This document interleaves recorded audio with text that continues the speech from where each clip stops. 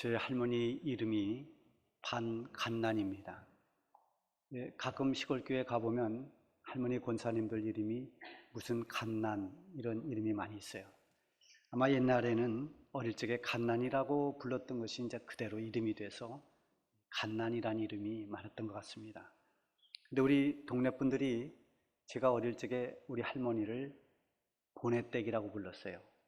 보내댁이 뭔 말인가 하면 보내에서 시집 왔다 그런 말이죠. 한기문 씨 그 고향인 음성 보천을 보내라고 그렇게 부르기도 합니다. 거기서 시집을 왔다 그래서 보내댁 이렇게 불렀습니다. 저희 어머니는 여흥민 씨입니다. 민영림이라는 이름인데요. 미원에서 시집을 왔습니다. 미원댁 그런 기억이 저에겐 별로 없습니다. 제가 장남이다 보니까 장남 이름을 앞에 붙여서 제국이 엄마 이렇게 불렀습니다. 우리 할머니는 보내댁, 우리 어머니는 제국이 엄마. 여자분들이 결혼을 하고 나면 대개 자기 이름을 이렇게 불러줄 기회가 별로 없습니다. 누구 어디 댁 아니면 누구 엄마 이렇게 많이 불렀죠. 그래도 이름을 붙여준 곳이 있다면 옛날에도 교회였습니다. 아무아무개 집사님, 아무아무개 권사님, 성도님 이렇게 이름을 붙여서 불러줬습니다. 옛날뿐만이 아니라 지금도 이렇게 이름을 부르는 경우가 집에서 별로 많지 않습니다. 특이하게 지금도 상대방 아내 이름을 불러준다든지 남편의 이름을 불러주는 경우도 있습니다만은 대개는 아무개 엄마, 아무개 아빠 이렇게 부릅니다. 여러분은 집에서 어떻게 부르는지 모르겠어요. 또 요즘 우리 젊은 분들은 오빠 이렇게 부르면 잠깐 헷갈렸다 제가 눈치껏 누굴 말하는지 지금은 알아차립니다. 그것이 이제 지금 흔하게 그렇게 하고 있으니까요. 어쨌든 사람이 가지고 있는 이름, 이것은 그 이름이 그 사람 존재 자체를 의미하는 것입니다. 이름이 굉장히 중요하죠. 이름이 어떤 이름이든 상관없이 이름은 그 사람을 의미하는 것입니다. 김춘수 시인이 쓴 꽃이라고 하는 그 시가 있죠. 내가 그 이름을 불러주기 전에는 그는 다만 하나의 몸짓에 지나지 않았다. 내가 그의 이름을 불러주었을 때 그는 나에게로 와서 꽃이 되었다. 이게 뭐냐면 꽃이라고 하는 그 존재가 그냥 있을 때는 그냥 흔들거리는 그냥 몸짓이지만 그 꽃 이름을 내가 불러줬을 때는 나에게 와서 꽃이 됐다. 그 존재의 의미가 살아났다는 거죠. 이름은 존재인과 동시에 또 관계, 소속 이런 것을 다 포함해서 의미합니다. 가정에서 이름을 부른다는 것은 한 가족임을 말하고 교회에서 이름을 부르는 것은 그 교회의 한 교우라는 것을 의미합니다. 저에게 어느 누구 아십니까? 예, 그분은 우리 교회 장로님이십니다. 그분은 우리 교회 권사님입니다. 그분은 우리 교회 성도님이십니다. 이렇게 말하고 있죠. 그 소속을 말하기도 합니다. 하나님께서 우리의 이름을 불러주신다면 그것은 하나님이 너는 나에게 속해 있다. 너는 내 자녀다. 이런 의미가 있습니다. 그래서 하나님이 내 이름을 불러준다는 것, 내 이름을 알아준다는 것, 이게 얼마나 귀한 은혜인지 모릅니다. 우리가 부르는 복음 찬양 가운데 내 이름 아시죠? 라는 찬양이 있어요. 나를 지으신 주님 내 안에 계셔. 처음부터 내 삶은 그의 손에 있었죠. 내 이름 아시죠? 내 모든 생각도. 내 이름 아시죠? 라는 것은 하나님 저 기억하시죠? 제 존재를 하나님이 알고 계시죠? 저는 분명히 하나님의 자녀가 맞죠? 이 하나님과의 관계를 고백하는 것입니다. 구약에 보면은 하나님께서 친히 사람의 이름을 직접 부를 때가 있었습니다. 아브라함아, 아브라함아, 멈춰라. 아들 독자를 하나님 앞에 번제로 드리려는 그 순간에 아브라함을 부르시면서 멈추게 했습니다. 모세야, 모세야, 호렙산에서 하나님께서 이스라엘 백성들을 구원해 주시기 위해서 모세를 부르십니다. 또 어린 사무엘을 부르시기도 했습니다. 사무엘이 처음에는 누가 부른 줄을 모르고 엘리 제사장에게 찾아가서 부르셨습니까? 아닌데 부른 적 없다. 또 사무엘아 사무엘아 하니까 또 엘리 제사장에 가서 물으니까 하나님이 너를 부르시는가 보다. 이렇게 하나님께서 이름을 직접 불러주시는 경우도 있고요. 또는 하나님의 백성들을 이스라엘아 이렇게 부르시기도 했습니다. 이것은 바로 모두가 다 하나님의 관계를 말해주는 것입니다. 너는 내가 택한 사람이다. 너는 내가 보낼 사명자다. 너는 내 백성이다. 너는 나에게 속한 사람이다. 이런 의미가 다 있죠. 시편 2편 7절에 보면 여호와께서 내게 이르시되 너는 내 아들이라 오늘 내가 너를 낳았도다.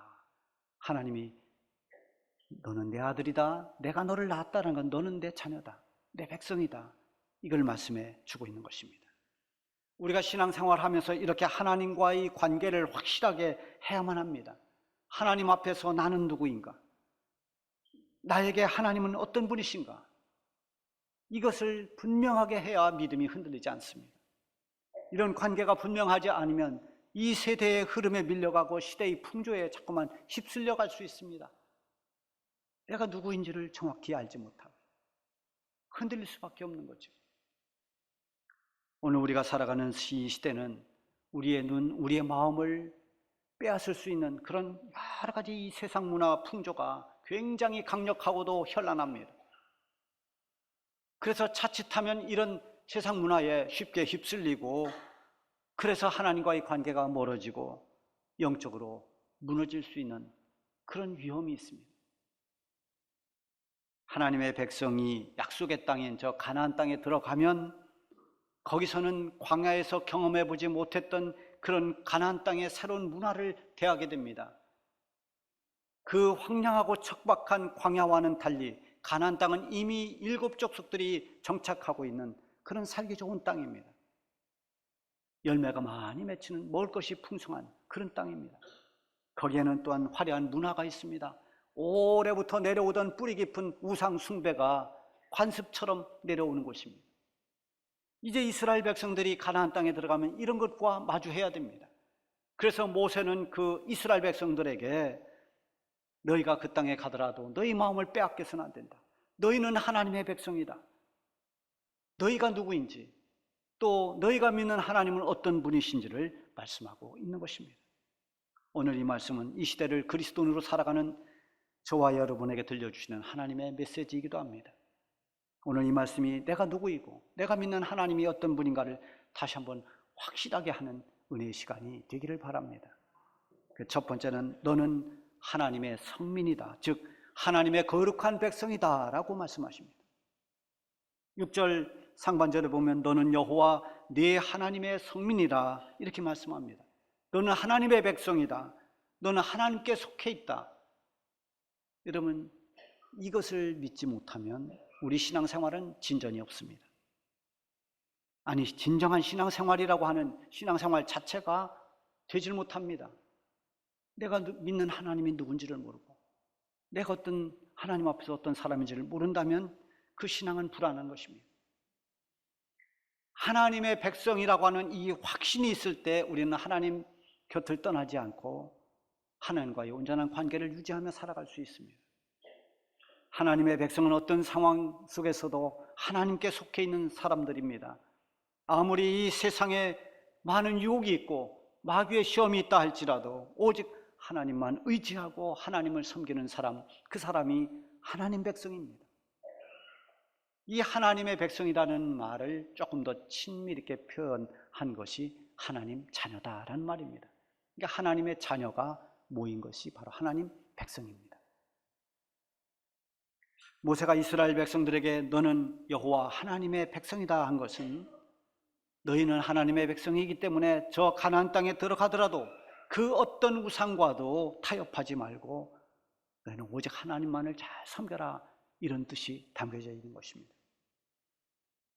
가나안 땅에는 바알과 아세라를 섬기는 그런 우상의 땅입니다. 이스라엘 백성들이 이제 그 가나안 땅에 들어가면 가나안 문화에 쉽게 동화될 수 있습니다. 그들이 믿는 그런 신들이 새로운 매력이 되어서 미혹을 당하게 될 수 있습니다. 그래서 너희가 하나님의 백성이라는 사실을 잊어버리지 말고 하나님이 싫어하는 우상을 섬겨서는 안 된다라는 것을 단호하게 말씀해 줍니다. 그래서 5절에 보면 오직 너희가 그들에게 행할 것은 이러하니 하면서 그들의 제단을 헐며 주상을 깨트리며 목상을 찍으며 조각한 우상들을 불사를 것이니라. 그냥 우상을 피하고 우상을 외면하고 우상을 가까이 하지 않는 이런 소극적인 자세를 더 넘어서 모든 우상들의 제단을 헐어버리고 우상들을 다 부숴버리고 불살라버리라는 겁니다. 적극적으로 대처하라고 말씀하고 있습니다. 우상 숭배는 단호하게 대처하지 않으면 언젠가는 그 올무에 자기가 빠져듭니다. 여러분, 신천지나 이단들의 미혹도 한 칼에 타협하지 말고 거절하고 끊어버리지 못하면 자꾸만 그것이 미혹의 끈이 되어서 언젠가는 나를 그 이단으로 이끌어갑니다. 미혹의 영에 빠지게 됩니다. 멀쩡한 사람들이 이 미혹의 영에 걸려들면 그럴 것 같지 않은 사람들이 이단에 빠져서 허둥댑니다. 불행한 결과를 가져옵니다. 하나님께 속한 사람, 하나님의 백성은 어떤 우상도 타협의 대상이 될 수가 없습니다. 단호하게 거절해야 됩니다. 우상을 숭배하는 것은 하나님이 싫어하는 일을 하는 것이고 하나님을 배반하는 행위입니다.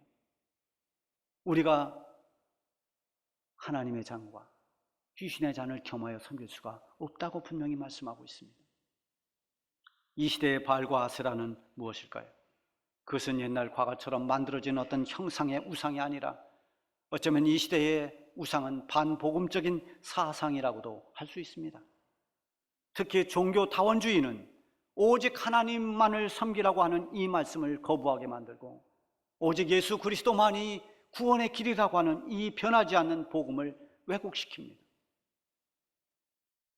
무엇을 믿든 나름대로 자기가 신을 잘 섬기면 다 길은 다르지만 결국은 다 구원에 이른다.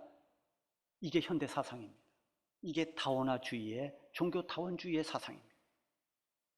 여러분, 그럴듯한 이야기입니다. 굉장히 합리적인 것 같습니다. 그러나 이것은 물타기입니다. 속임수입니다.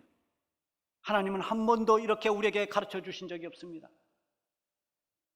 너는 하나님의 성민이라. 이 말씀은 너는 구별된 하나님의 백성이니 다른 신과 혼잡하지 말라. 이걸 엄격하게 말씀하는 것입니다. 모세가 강조했던 너는 하나님의 성민이라, 거룩한 백성이다 라고 하는 이 말은 우리가 다시 오늘 이 시대를 살아가는 모든 성도들이 가슴에 깊이 새겨야 됩니다. 우리는 하나님의 거룩한 백성들입니다. 하나님께 속한 자녀들입니다. 천국 백성이라는 사실을 잊지 말고 사십시오.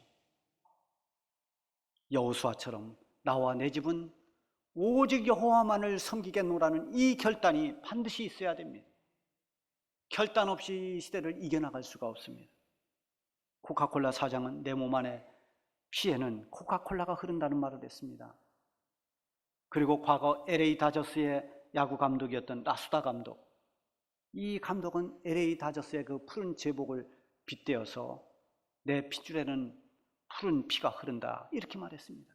굉장히 강력한 표현을 했습니다마는 이 말은 나는 오직 거기에 집중하고 거기에 온 마음을 쏟고 그것을 위해 내가 산다라는 의미가 들어있습니다. 하나님의 거룩한 백성들 마찬가지입니다. 여러분이 하나님의 거룩한 백성이라는 자긍심을 가지십시오. 하나님을 섬기는 일에 집중하고 거기에 마음을 쏟고 하나님의 영광을 위해 산다는 이 하나님의 거룩한 백성으로서의 결단이 여러분에게 있기를 바랍니다. 두 번째는 너는 하나님이 택하셨다라는 것입니다. 즉 너는 하나님께 택함받은 사람이다. 6절 하반절에 보면 네 하나님 여호와께서 지상 만민 중에서 너를 자기 기업의 백성으로 택하셨나니. 하나님의 택함받았다는 것은 굉장히 특별한 겁니다. 그리고 신비로운 것입니다. 왜냐하면 이것은 우리의 어떤 상식이나 우리가 경험했던 그 경험으로 알 수 없는 철저히 하나님의 뜻에 따른 것이기 때문입니다. 세상에서의 택함은 택함받을 수 있는 이유가 있어요. 또 조건이 있습니다. 실력이 아주 좋거나 아니면 성적 순이거나 뭔가 이유가 있으면 조건이 있습니다. 아, 저분이 요번에 1등 했기 때문에 뽑혔구나. 저분이 워낙 그쪽 방면의 실력이 뛰어나기 때문에 그 능력을 인정받아서 택함을 받았구나. 또 아니면 저 사람과 친분이 아주 가깝기 때문에 저 사람을 택했구나. 뭔가 이유가 분명합니다. 알 수가 있습니다. 그런데 하나님께서 우리를 택하심은 그런 세상적인 조건과 아무 상관이 없습니다. 그런 조건이나 자격으로 볼 때는 답이 없습니다. 그래서 신비로운 것입니다. 과거에 하나님이 택한 백성인 이스라엘 백성을 보아도 알 수가 있습니다. 오늘 7절 본문에 보면 뭐라고 했습니까? 여호와께서 너희를 기뻐하시고 너희를 택하심은 너희가 다른 민족보다 수요가 많기 때문이 아니니라. 너희는 오히려 모든 민족 중에 가장 적으니라. 이스라엘 민족은 수요가 많거나 강하거나 대단한 민족이 아닙니다. 위아래로 강력한 그런 강대국 사이에 끼어서 얼마나 많은 시련을 겪은 민족입니까? 저 남쪽으로는 애굽, 위쪽으로는 아수르나 바벨론, 이런 강대국들 틈에서 많은 고난을 겪은 민족입니다. 약한 나라입니다. 그럼에도 불구하고 하나님께서 그들을 택하신 것은 하나님의 절대 주권이고 하나님의 은혜라고 하는 것입니다. 하나님께서 우리를 택하신 것도 그렇습니다. 우리가 하나님 보시기에 남보다 선하거나 우리가 의롭거나 어떤 공로가 있어서가 아닙니다. 고린도전서 1장 26절에 보면 형제들아 너희를 부르심을 보라. 육체를 따라 지혜로운 자가 많지 아니하며 능한 자가 많지 아니하며 문벌 좋은 자가 많지 아니하도다. 예수 그리스도를 영접하고 구원을 받은 사람들을 보면 다 대단한 사람들만 뽑은 것이 아니라는 것입니다. 이처럼 하나님께서 택하셨다는 것은 내가 가지고 있는 조건 때문이 아니라 하나님의 특별하신 은혜로 말미암아 나에게 주어진 축복인 것입니다. 하나님의 택한 받은 사람, 이 사람이 누구인가? 예수님이 나의 구주로 믿어지는 사람입니다. 예수님을 영접하고 구원받은 사람입니다. 결국 예수님을 믿고 구원받았다는 것은 내가 하나님께 택함 받은 사람이라는 아주 확실한 증거입니다. 여러분, 우리가 찬송 불렀죠. 오랫동안 모든 죄 가운데 빠져 더럽기가 한량 없던 우리들, 아무 공로 없이 구원함을 받아 하나님의 자녀 지금 되었네. 이게 그 감격을 노래한 거지 않습니까? 또 찬송 310장에도 하나님의 은혜로 있을 데 없는 자 왜 구속하여 주는지 난 알 수 없도다. 감동입니다. 대단한 것도 없는데, 의로운 것도 아닌데, 아무 공로도 없는데, 구원받을 만한 자격도 없는데, 아니 오히려 하나님 앞에서 우리는 허물이 많고 흠이 많고 죄밖에 없는데, 그런데 왜 나를 하나님이 택해 주셨는지 나는 알지 못한다. 감사고 감격의 노래인 것입니다. 그렇다면 나를 하나님의 백성으로 택해 주신 나의 하나님은 어떤 분일까요? 그 대답을 9절에서 하고 있습니다. 그런즉 너는 알라. 오직 네 하나님 여호와는 하나님이시요 신실하신 하나님이시라. 네가 믿는 네 하나님은 신실하신 하나님이시다. 하나님은 신실하십니다. 이달에 우리가 부를 12월의 찬양이 오 신실하신 주입니다. 하나님 한 번도 나를 실망시킨 적 없으시고 언제나 공평과 은혜로 나를 지키셨네. 지나온 모든 세월 돌아보아도 그 어느 것 하나 주의 손길 안 미친 게 전혀 없네. 오 신실하신 주, 오 신실하신 주, 내 너를 떠나지도 않으리라, 내 너를 버리지도 아니하리라 약속하셨던 주님, 그 약속을 지키사 이후로도 영원토록 나를 지키시리라 확신하네. 이게 이달의 찬양입니다. 우리는 하나님을 실망시킬 때가 많이 있지만 하나님은 한 번도 우리를 실망시키지 않으시는 신실하신 하나님이십니다. 우리는 하나님 말씀을 어기며 살 때가 많지만 하나님은 우리에게 약속하신 그 약속을 반드시 이루어 주시는 분입니다. 이렇게 신실하신 하나님이 우리의 하나님, 나의 하나님이십니다. 하나님은 내 이름을 아시고 나를 불러주시고 나를 택하셨습니다. 아무개야, 여러분 한 사람 한 사람의 이름을 하나님은 아십니다. 아무개야, 너는 내 백성이다. 내가 너를 택하였다. 그리고 나는 너의 하나님이다. 세상이 너를 버릴지라도 나는 너를 버리지 않을 것이며, 세상 모든 사람이 너를 떠난다 할지라도 나는 너를 떠나지 않을 것이다. 이것이 하나님의 약속입니다. 하나님은 신실하게 이 약속을 지키십니다. 오늘 이렇게 말씀하시는 하나님의 음성을 여러분들이 들을 수 있기를 바랍니다. 그러면 나를 택하시고 하나님의 백성 삼아주신 신실하신 하나님 앞에 나는 어떤 성도로 살아야 할까요? 오늘 본문 9절 하반절에 보면 그를 사랑하고 그의 계명을 지키는 자에게 천대까지 그 언약을 이행하시며 인애를 베푸시되, 마지막 11절에는 그런즉 너는 오늘 내가 네게 명하는 명령과 규례와 법도를 지켜 행할지니라. 하나님의 성민으로, 하나님의 택함받은 성도로서 마땅히 우리는 사랑을 받고 은혜를 받습니다. 그러면서 일평생 우리는 하나님의 은혜만 구하고 하나님이 원하시고 기뻐하시는 일을 등지면 얼마나 안타까운 일이겠습니까?